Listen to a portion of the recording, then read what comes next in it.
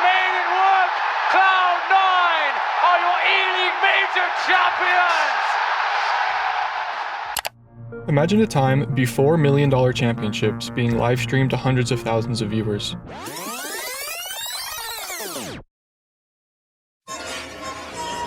Hey guys, what sounds good? I want tea cuisine! The year is 2000, and you're a 10-year-old kid living in the suburbs of Dallas, Texas. You get home from school and find your older brother in the basement with some friends. Every one of them is fully focused on his own CRT display. They all brought their own computers and they're yelling to each other. I don't want you to hear, I want you to really try.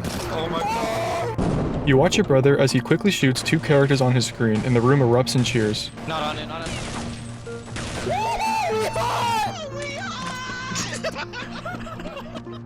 You've never seen a video game like this, but you decide to sit down and watch for a while.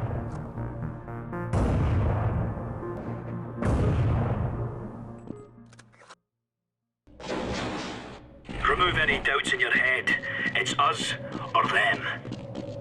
The original Counter-Strike was a mod for Half-Life, with its first public beta going live on June 19, 1999. That was followed by 7 major beta releases before version 1.0 was released on November 9, 2000. The main developer behind the Counter-Strike mod was a Canadian by the name of Min Lee, or Gooseman. He had some experience with modding prior to Counter-Strike, including Navy SEALs and Action Quake 2, both of which were Quake mods that gave him valuable experience in modding, particularly with a focus on tactical gameplay. I loved Quake. Prior to the release of Counter-Strike 1.0, Valve saw the game's potential and bought the rights to it. They then hired Gooseman and his Counter-Strike co-creator, Jess Cliff, to continue working as Counter-Strike developers under the official Valve name. As we released a couple of betas, we had been talking to Valve that whole time because they had noticed the player numbers for Counter-Strike were pretty high. Counter-Strike came out and immediately was at 8,000 simultaneous peak players. A week later it was at 12,000, a month later it was at 16, and we saw that there was something happening here. And so we immediately said, you know, we've got to find a way to work with these guys. Valve, when they came on, that was the point where it really just took off. At this time, the concept of esports was still very much in its infancy, with games like Quake and StarCraft leading the charge in the late 1990s. The tactical, team-based gameplay of Counter-Strike laid the perfect foundation for a competitive environment.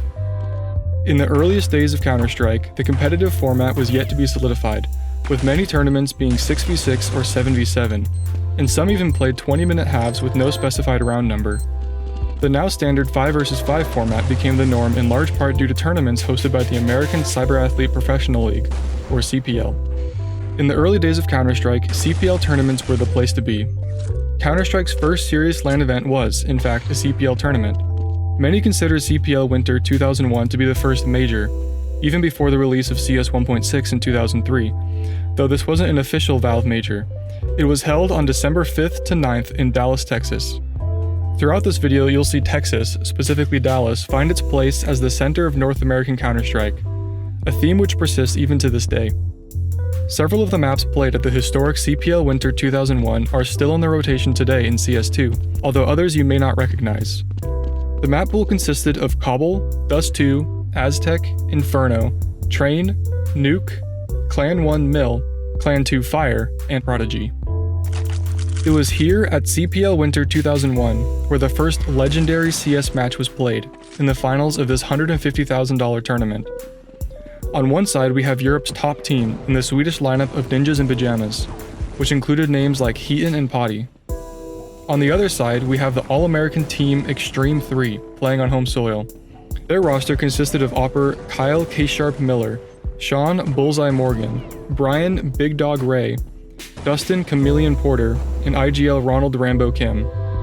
Let's set up the context for that match. If people don't know, at the time, that was, for a long time, the most famous Counter-Strike match ever, because even though, funnily enough, it was actually sort of the first real major, it was just such an epic match because the storyline was like something out of an anime. Like, you had NIP were over in Europe and they were winning all their lands, and then X3 with a slightly different lineup was over in NA winning all the NA lands, and these two, like, unbeatable. It was literally like, you know, the irresistible force meets the immovable object. But what was great about this tournament, I remember, Ronald, was not only was the prize money huge, so there was no excuses. Everyone wanted to win this one line and everyone was practicing for it. But even better, because of this build-up where the teams were split into different regions, you got to do the cool thing where every European fan could be like, no, NIP would win if they came, and then all the NA fans could be like, no, hey, X3, K-Sharp will beat you all. They had just met in the best of one upper bracket final only 6 hours earlier, where NIP won 13-6 on Train, which gave them a map advantage going into the best of 3 grand finals rematch.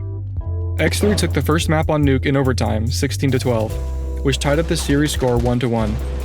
The second map, also on Nuke, would come down to a nail-biting 13-11 in favor of the Swedes, sending the Americans home with a respectable second place and $25,000 prize. You know, it was this huge lead up, and it was the first time that superpowers were able to play for each other. Just an insane match, you know, came down to the last round. It was like everything I guess the fans and the communities could have hoped for. And they beat us, and it was, you know, definitely like if there could be one match I could win, it would be that one. Of course. Yeah, so that would hurt, but, you know, they played really well. And then, of course, you know, that kind of core would keep continuing on and dominating, and so would we. So it was just an amazing match, and it was great to be a part of that. Interestingly enough, in these days there were no map picks and bans. Instead, the map being played was predetermined, depending on the stage of the tournament. For example, all round 1 matches were on Cobble, round 2 was on Dust 2, and so on. This is why Nuke was played twice in the finals. After the close second place finish at CPL Winter 2001, Extreme 3 disbanded, with their core of K-Sharp, Rambo, and Bullseye going on to form Team 3D. While there were other notable North American teams in the earliest days of Counter-Strike, like TSO, Domain of Pain, and Zex, this new Team 3D was undeniably a cut above the rest, especially internationally. The following year, at CPL Winter 2002, Team 3D again played their Swedish rivals Heaton, Potty, and Median, who had picked up Brunk and Bengen to form a new Swedish roster, representing the German organization SK Gaming. Yep, that SK Gaming. This time they met in the upper bracket semifinal, where Team 3D would take the win 13-7, yet again on Nuke. After beating SK, Team 3D went on to face Game Online in the best of 1 grand finals.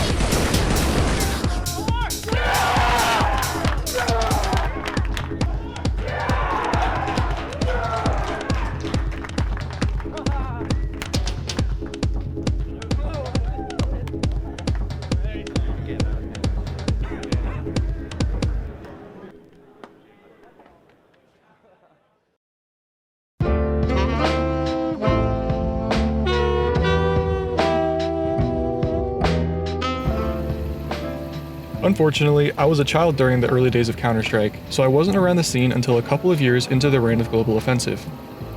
I'm not a historian, however, I spent a lot of time doing research and watching interviews to make this video. If I get something wrong or miss something critical, please let me know in the comments. I can't get to the bottom of the iceberg for every moment in NACS history, since that video would be a week long and YouTube's limit is only 12 hours. Instead, I hope to provide something new to everyone watching by highlighting key moments and teams from North American CS history and those players involved.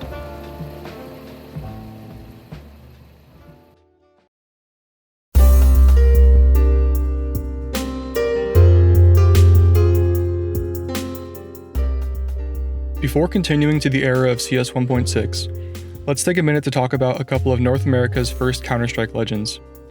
Kyle K-Sharp Miller was born in 1984 and lived in Reston, Virginia before becoming a professional Counter-Strike player. After graduating high school, he chose to attend Northern Virginia Community College instead of the University of Tennessee, so that he would have more time to dedicate to CS. Kyle was a gamer in every sense of the word. He eventually dropped out of college because his classes got in the way of his tournament schedule. Although his mom might disagree, you could say it was worth it.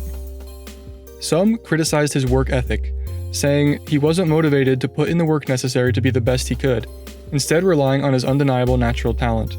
Knowing them as people, Rambo did put in the hours. Rambo did keep his game up. Rambo did put... Whereas the problem with K-Sharp, put it this way, if you're an NA fan, this will trigger the fuck out of you. The reason K-Sharp's overrated is because after like maybe 2 years of Counter-Strike, he just like half-timed that. Like he was playing World of Warcraft or EverQuest and then even when he would play, like even as he played the game, it's part of why he was so brilliant. He was the guy who sort of played almost in a for fun style, you know. He wasn't the guy who tried to know everything about the game and be super disciplined. Yeah, this guy, put it this way, it reminds me of the story, you know, people contrast Kobe and Shaq, because obviously Shaq had the talent to maybe be the greatest player ever, but he was just, you know, it's like he only wanted to do like this much hard work and have this much fun, whereas Kobe was the guy, like the Rambo angle, just killing himself, right? I think it's a good analogy because when you think about Shaq, dude's born with 7 foot high, move around like a ballerina with almost 300 pounds of weight. Like the skill is just undeniable. Criticism aside, there's no argument that K-Sharp brought serious opping firepower to every team he was a part of in the early days of Counter-Strike. Let's take a look at this clip from a match against Riot Squad in 2002. The way the enemy team tries to bait a shot wouldn't look out of place in a match today, but K-Sharp doesn't fall for the bait.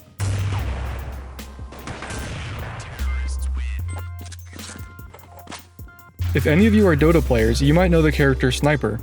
If you look at his biography, you'll see his name is Cardell Sharpeye, which is a reference to K-Sharp. In his prime, he helped his team win 4 S-tier tournaments, with high placements in many others. Kyle went inactive for a little over a year in 2006 before returning to Team 3D in 2007. Although to less than stellar results, with several 3rd, 4th place finishes at A and B tier tournaments. K-Sharp was a part of virtually every top North American team up until he officially retired in 2008. K-Sharp was the first true superstar of American CS, and would win championships across 3 different versions of Counter-Strike. He was a trailblazing competitor that helped change the way the game was played forever, and inspired a generation of players at home and abroad. K-Sharp is there once again. Today, the Esports Hall of Fame will recognize and honor Kyle Miller's contribution to esports. Today, he will become the 3rd inductee and the first North American Counter-Strike player in the Hall of Fame. Going back to Thorin's analogy, if K-Sharp was Shaq, then Rambo was Kobe. Ronald Rambo Kim was born in December 1983 and grew up right in the center of North American Counter-Strike in Dallas, Texas.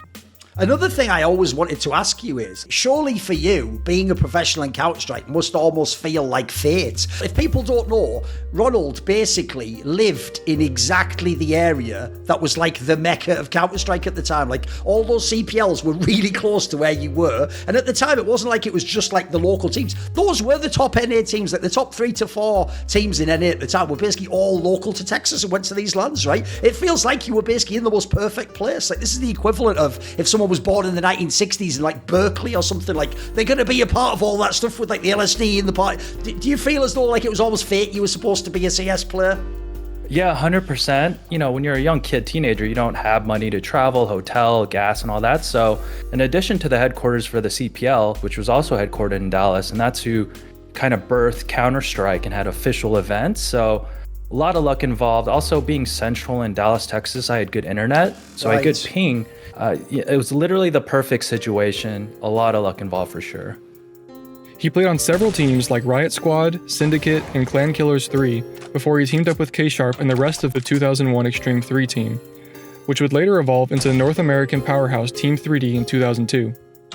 After K-Sharp stepped away from competition in 2006 with Team 3D, Rambo would leave to join Complexity, where he saw solid results at mostly domestic tournaments. After placing 7th, 8th with his team underestimated at Arbalete Cup Dallas 2010, Rambo announced his retirement from competition. However, this was not the end of his contributions to the Counter-Strike world. 6 years after his retirement in late 2016, he was announced as the coach for the Korean team MVP project. He coached the Korean team until he moved on to coach Complexity in 2018 and later Cloud9 in 2019. There's no doubting the dedication that Rambo had for the game. Especially in his days as a player, he was known for putting in the time to understand and excel at the game from a fundamental level. He even wrote an ebook called The Art of Counter-Strike, which covered topics like movement, understanding timings, making strategies. It even discusses the effects of stimulants and sleep patterns. There's even a promo site for the book that's still up. which includes a free bonus for some kind of product to rebuild your vision. Aside from the book, Rambo continued his passion for playing and teaching Counter-Strike on his YouTube channel. While he hasn't been active in the past year, he has a large library of popular videos, all focused on getting better at FPS games. He also continues to offer tutorials and coaching on his website. At Katowice 2019, during Rambo's tenure as the Cloud9 coach, Sponge made a reference to a Rambo clip from a 1.6 frag movie of CPL Winter 2002 called Electronic Warfare. It's not bad as we look ahead now. Aug's out in full force, of course, and Nitro with the SMG. Whose Aug is this?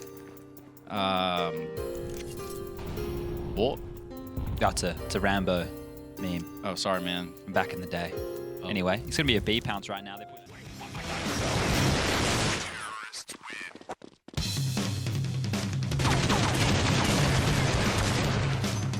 The guy with the bomb, he hit the front. Oh, right. Bomb's down.